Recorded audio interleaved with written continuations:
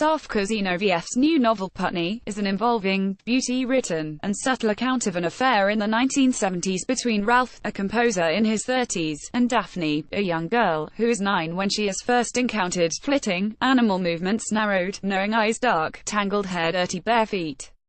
Enchanted by this creature, whom he idealizes as a kind of embodiment of the free spirit of the age, he convinces himself, though he has never felt love for a child before, that this is a new, powerful and pure thing, the beginnings of love, and grooms her, kissing her under a tree when she reaches the age of 12, before embarking on a blown affair.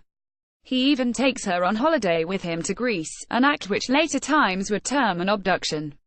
Daphne's father, Edmund, is a laissez-faire Putney novelist whose house is of the students he sleeps with. Her mother is a Greek who spends more time on political protests and seeing her lover than looking after her child, who is largely left to her own devices.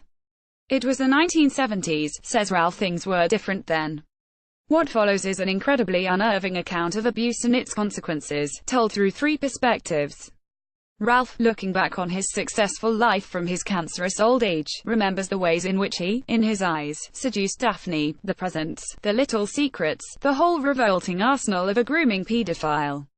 There are many horrible contrasts: the adult man sleeping with a little girl in her bedroom, driving her around in cars, writing to her and blinding her with his power. Daphne believes she was truly in love with him despite the fact that her adult life was a mess. She is unconvinced that Ralph had anything to do with it. She thinks she emerged unscathed from the whole experience, and even makes a wall hanging, called Putney, in which she places beautiful images of herself and Ralph during their affair. Her own daughter is entering puberty, and she watches her with trepidation as she dresses up in short skirts to go out to parties.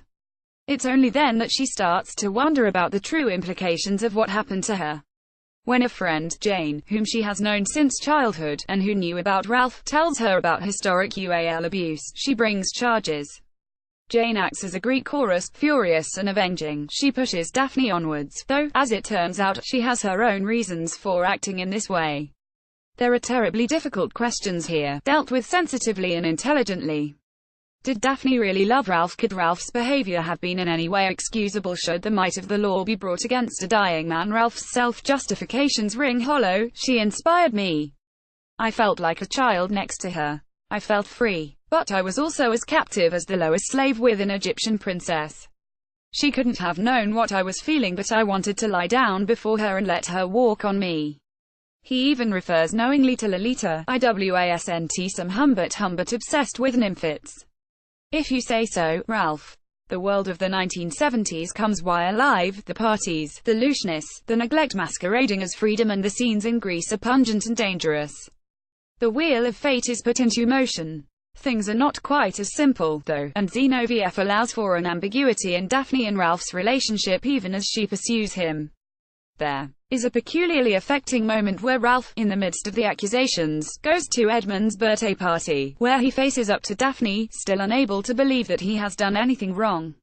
There is something a little alien-like about this fallen king, only, of course, we think he deserves it.